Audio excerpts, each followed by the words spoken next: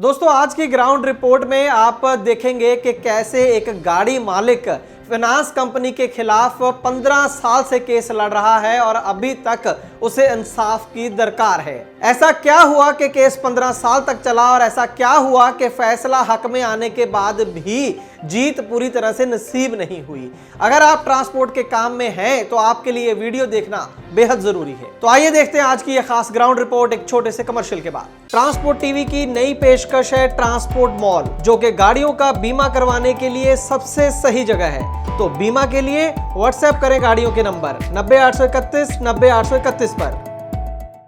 Transport TV पर आपका स्वागत है। मैं हूं मनिंदर सिंह और आप देख रहे हैं ग्राउंड रिपोर्ट। दोस्तों आज की रिपोर्ट में बहुत सारी छोटी छोटी डिटेल है जो आपको बेहद ध्यान से सुननी है। गोवा के रहने वाले हैं संजय और इनके पास दो गाड़ियां थी किसी जमाने में, और दोनों गाड़ियों का आप नंबर देखें स्क्रीन के ऊपर, सिर्फ 2 और 9 का फर्क है, 02 और 09। ये दोनों गाड़ियां श्रीराम फाइनेंस से फाइनेंस थी और ये बात है 2005 की, जब एक छोटा सा टेलीग्राम इनको मिला कि आपकी जो किस्तें हैं दोनों गाड़ियों की वो टूटी हुई हैं, आपका एक्शन हो सकता है, तो आप अपनी जो किस्तें हैं वो भर दें। ये लेटर आने के 2-3 दिन बाद ही कंपनी के लोग आए, ये घर पर नहीं थे और दोनों गाड़ियों को पकड़ कर ले गए। और यहाँ पर आपको बता दें कि जो 02 नंबर गाड़ी थी इसकी 3 किस्तें टूटी थी और जो 09 वाली गाड़ी थी इसकी सिर्फ अभी 1 किस्त टूटी थी, लेकिन दोनों गाड़ियों को ये पकड़ कर ले गए। ये जो पूरी घटना हुई है 10 मार्च 2005 को हुई और जब दूसरे दिन 11 मार्च को ये श्रीराम फाइनेंस कंपनी के ऑफिस में पहुंचे तो इनको बोला गया कि 40,000 रुपया एक गाड़ी का और दूसरी का जिसकी एक किस्त है उसका 26,000 रुपया आपको भरना होगा, उसके बाद आपकी गाड़ियां छोड़ दी जाएंगी। तो अगले ही दिन 12 मार्च को 66,000 रुपया संजय ने वहां पर जमा करा दिया। आप रसीद जो है स्क्रीन के ऊपर देख सकते हैं, लेकिन ये रुपए जमा कराने के बावजूद भी संजय की जो गाड़ियां थी वो छोड़ी नहीं गई। जो टूटी हुई किस्तें थी उनके पैसे लेने के बाद अब कंपनी की जिद ये थी कि जो सारे का सारा जो पेंडिंग लोन है दोनों गाड़ियों का वो पहले चुकता करो, उसके बाद आपकी गाड़ियां जो है छोड़ी जाएंगी। तो इस बात से मजबूर होकर संजय ने जो 09 नंबर गाड़ी थी उसके 3.5 लाख रुपए पेंडिंग थे तो वो जमा करवा दिए इधर उधर से पैसों का जुगाड़ करके और अपनी जो गाड़ी थी वो छुड़वा ली।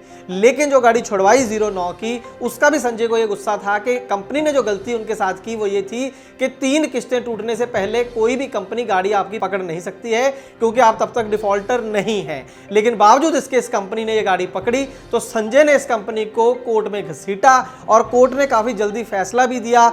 63 दिन तक संजय का कहना था कि इलीगल तरीके से कंपनी ने मेरी गाड़ी अपनी कस्टडी में रखी तो उसका मुझे हर्जाना चाहिए और 70,000 रुपये जुर्माना और साथ में 8% ब्याज के साथ ये पैसे उन्हें मिले और साथ में 5,000 रुपये खर्चे के भी कोर्ट ने इनको दिए।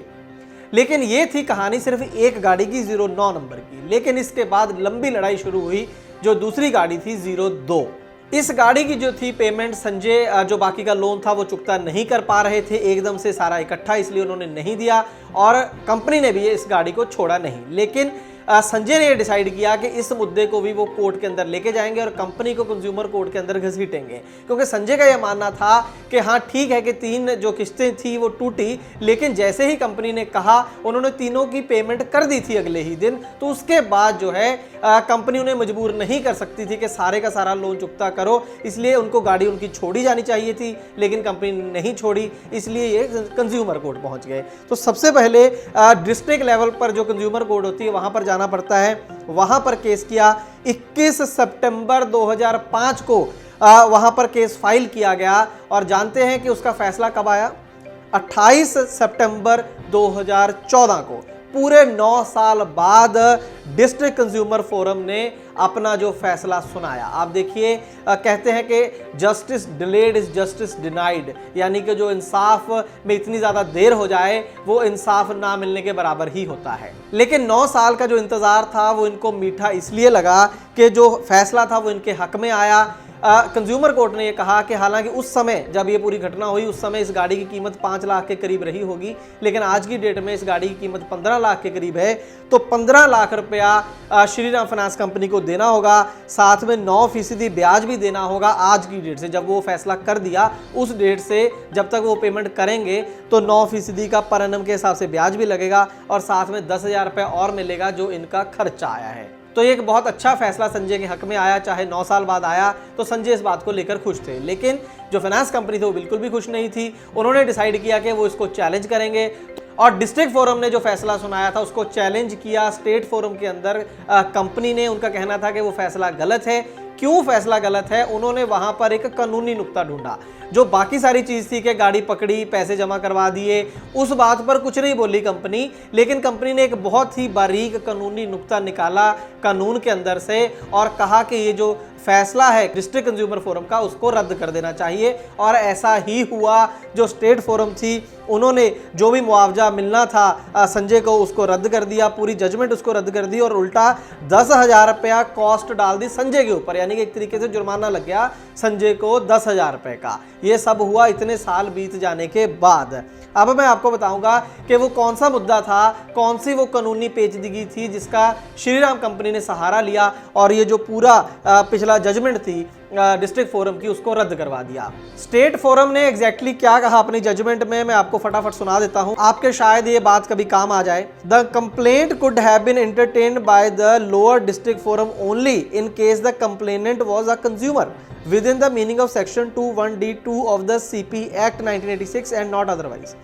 As the complainant had obtained both the loans to repair the trucks, not to earn his livelihood by means of self-employment, but for a commercial purpose, that is to earn profits from business of hiring the same to the said company, the complainant could not have been said to be a consumer and as such was not entitled to approach the district forum. तो यहाँ पर दो चीज़ें बोल दी हैं state forum ने कि एक तो जो लोन लिया था वो ट्रक की रिपेयर को लेकर लिया था, इस ना के अपनी जो लाइवलीहुड चलाने के लिए, अपनी जो ज़िंदगी गुजारने के लिए, उससे कमाई करने के लिए।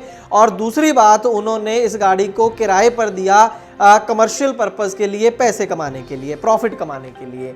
अब स्टेट फोरम कहाँ तक इसमें सही है वो स्टोरी के एंड में चल के हम बात करेंगे, लेकिन आगे मैं बताता हूँ क्या हुआ। असल में श्रीराम फाइनेंस कंपनी जो थी उसने ये वहां पर नुक्ता उठाया कि जो कंज्यूमर फोरम बनी हुई है वो कंज्यूमर प्रोटेक्शन के लिए है, जो ग्राहक है उसकी प्रोटेक्शन के लिए है। अगर कोई कंपनी उससे जाती करती है तो इसलिए वो कंज्यूमर फोरम में जाते हैं। तो उनका कहना यह था कि संजय जो है वो कंज्यूमर ही नहीं है, इसलिए वो कंज्यूमर फोरम में केस ही दाखिल नहीं कर सकते हैं, जीतना तो बहुत दूर की बात है। तो इस नुक्ते को जो स्टेट फोरम थी उन्होंने ये बात मान ली और डिस्ट्रिक्ट फोरम के फैसले को रद्द कर दिया। तो हम फटाफट ये देख लेते हैं कि एक्ट के अंदर क्या लिखा है, कंज्यूमर कौन होता है। तो कंज्यूमर कोड के हिसाब से कंज्यूमर कौन होता है ये डेफिनेशन हम एक्ट से ही देख लेते हैं। मैं ज़्यादा नहीं पढ़ूंगा, लेकिन जो आपके काम की चीज़ है वो आपको दिखाता हूँ।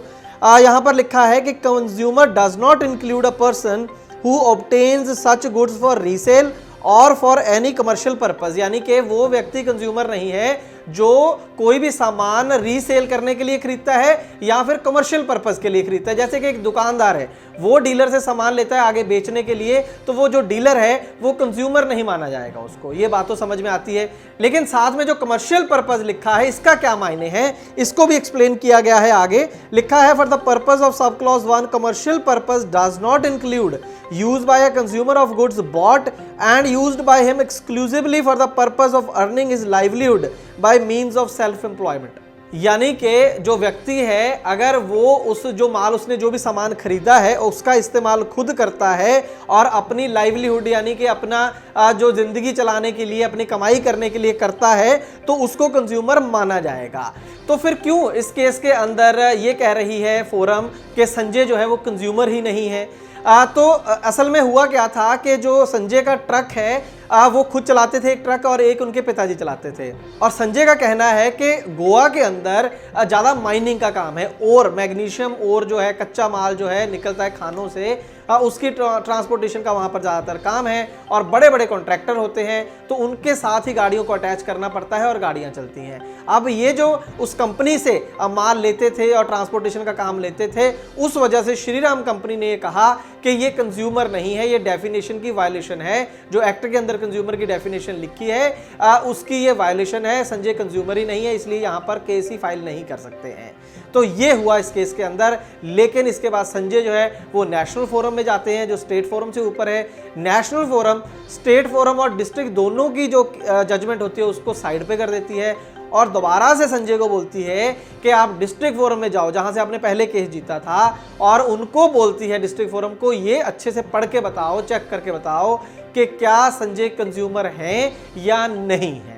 तो फिर दोबारा से डिस्ट्रिक्ट फोरम में पहुंचते हैं संजय, और डिस्ट्रिक्ट फोरम जिसने पहले इनके हक में फैसला दिया था, इस बार इनके खिलाफ फैसला दिया और लिखा कि संजय जो है वो कंज्यूमर नहीं है। इसके बाद दोबारा से स्टेट फोरम पहुंचते हैं, वहां पर भी इनके हक में फैसला नहीं आता, कंपनी के हक में फैसला आ जाता है, और फिर उसके बाद दोबारा से नेशनल फोरम पहुंचते हैं संजय और वहां पर गुहार लगाते हैं। अभी तक ये केस चल रहा है, आने वाले कुछ दिनों में इस केस में डिसाइड करेगी नेशनल फोरम कि संजय जो है वो एक्ट की परिभाषा के अनुसार कंज्यूमर हैं या कंज्यूमर नहीं है। तो अब कुल मिलाकर स्टोरी के एंड में कहानी ये है कि संजय के पास 1999 मॉडल ये गाड़ियां थी। सबसे पहले तो गाड़ियां तो खत्म हो चुकी हैं। 2005 से जिस व्यक्ति के पास सिर्फ 2 गाड़ियां थी अपनी ज़िंदगी चलाने के लिए, अपना चूल्हा जलाने के लिए, अपना घर बार चलाने के लिए, वो दोनों गाड़ियों के साथ क्या हुआ आपने देख लिया। और उनको बचाने के लिए 15 साल से ये व्यक्ति केस लड़ रहा है। आप सोच सकते हैं कि कितनी टेंशन के साथ बंदा पिछले 15 साल से संजय ने ये लड़ाई लड़ी होगी 2005 से। तो पहला तो बहुत बड़ा प्रश्न हमारा जो ये सिस्टम है, न्याय प्रणाली है, उसके ऊपर ही खड़ा होता है कि 15 साल एक छोटे से केस को लगेंगे सॉल्व करने के लिए। ये कोई क्रिमिनल केस भी नहीं था। दूसरी बात इसमें बहुत बड़ा जो सवाल है, क्यों ये बहुत इंपॉर्टेंट है पूरी ट्रांसपोर्ट इंडस्ट्री के लिए, कि क्या जो गाड़ी मालिक हैं जो लोन लेते हैं, चाहे वो गाड़ी खरीदने के लिए लोन लें या गाड़ी को रिपेयर कराने के लिए लोन लें, क्या वो कंज्यूमर ही नहीं है? ये तो एक बहुत बड़ा प्रश्न खड़ा हो गया। अगर ये फैसला जो फाइनेंस कंपनी के हक में आ जाता है तो सिर्फ संजय नहीं, बहुत से लोग इससे प्रभावित होंगे, हजारों गाड़ी मालिक इससे प्रभावित होंगे। देखिए, हमें कोड जितनी जो समझ तो नहीं है, लेकिन एक बात समझने वाली सिंपल कोड को ये है कि जो व्यक्ति ट्रक खरीदता है या जो ट्रक के ट्रांसपोर्ट के कारोबार में है, वो कमाई तभी करेगा जब ट्रक को वो भाड़े पर देगा, और तो कोई तरीका नहीं है उससे कमाई करने का। तो अगर उसने किसी कंपनी को भाड़े के लिए किराए पर दिया है ट्रक, तो इसमें क्या दिक्कत है? वो कंज्यूमर तो है ही ना। तो अगर संजय ने अपनी गाड़ी किसी कंपनी को किराए पर दी है तो इसमें क्या दिक्कत है? किराए पर देगा तभी उसके पास पैसे आएंगे, तभी वो अपनी लाइवलीहुड, जिस शब्द का इस्तेमाल कानून में किया है, वो चलेगी, उसी से वो कमाई करके अपना घर चलाएगा। उसके लिए वो बेहद ज़रूरी है अपना घर चलाने के लिए कि वो गाड़ी को किराए पर दे। तो एक तो बहुत बड़ी जो कंडीशन है वो पूरी कर रहा है। और दूसरी बात, एक सिंपल सा लॉजिक हमें तो ये लग रहा है एज अ लेमैन कि वो गाड़ी के साथ क्या करता है, इससे क्या फर्क पड़ता है? फाइनेंस कंपनी और गाड़ी मालिक के बीच में तो रिश्ता कंज्यूमर का ही है ना। जो फाइनेंस कंपनी है उसके लिए तो संजय ग्राहक ही है ना। तो अगर ग्राहक के साथ कोई जोर जबरदस्ती हो रही है, कोई ठगी हो रही है, तो वो कहां जाएगा? वो कंज्यूमर फोरम में ही आएगा। तो देखते हैं आने वाले दिनों में कि नेशनल फोरम इसको लेकर क्या फैसला करती है। लेकिन संजय से हमें पूरी हमदर्दी है और हम चाहेंगे कि संजय ये केस जीते। और अगर नेशनल फोरम में भी वो केस हार जाते हैं तो हम उन्हें एडवाइस ये करेंगे कि 15 साल तो आपने ये लड़ाई लड़ी ही है, अब इसको आगे लेकर जाएं, हाई कोर्ट, सुप्रीम कोर्ट तक ये केस लड़ना चाहिए। और अगर कोई मेरी बात माने, अगर गोवा की जो लोकल ट्रांसपोर्ट एसोसिएशंस हैं उन्हें भी ऐसे केस में संजय की मदद करनी चाहिए। कानूनी प्रक्रिया में जो खर्चा आता है उसके साथ खड़े होना चाहिए, क्योंकि बात संजय की नहीं है। अगर संजय ये केस हार जाते हैं तो जैसे मैंने कहा कि आने वाले दिनों में, आने वाले सालों में हज़ारों जो गाड़ी मालिक हैं उनका बहुत बड़ा लॉस होगा, और जो फाइनेंस कंपनियां हैं उनका जो केस है वो और भी ज़्यादा मजबूत हो जाएगा। वो और भी धड़ल्ले के साथ जो है शोषण कर सकेंगी गाड़ी मालिकों का। हम उम्मीद करते हैं जानकारी आपके लिए लाभकारी साबित होगी। ट्रांसपोर्ट टीवी देखने के लिए बहुत बहुत शुक्रिया। दोस्तों, गाड़ी का बीमा करवाने के लिए आपको एक गली में 2 एजेंट मिल जाएंगे, लेकिन बात होती है सही पॉलिसी और सही प्रीमियम की। ट्रांसपोर्ट टीवी पर हमें हर रोज ढेरों ऐसे केस मिलते हैं जहां पर एक एजेंट ने सस्ती पॉलिसी के नाम पर गाड़ी मालिक के साथ फ्रॉड किया है, लेकिन इसके बारे में पता चलता है क्लेम के समय, और अगर क्लेम की नौबत ना आए तो पता भी नहीं चलता। इसीलिए दोस्तों, ट्रांसपोर्ट टीवी लाया है ट्रांसपोर्ट मॉल, जो गाड़ियों का बीमा करवाने के लिए सबसे सही जगह है। तो बीमा के लिए व्हाट्सएप करें अपनी गाड़ियों के नंबर 90 831 90 831 पर। आप भरोसा कर सकते हैं हम पर। ट्रांसपोर्ट टीवी को YouTube पर अभी करें सब्सक्राइब और दबाएं बेल आइकन। फेसबुक पर लाइक करें हमारा पेज और ट्विटर पर भी करें फॉलो। ट्रांसपोर्ट टीवी, जानकारी लाभकारी।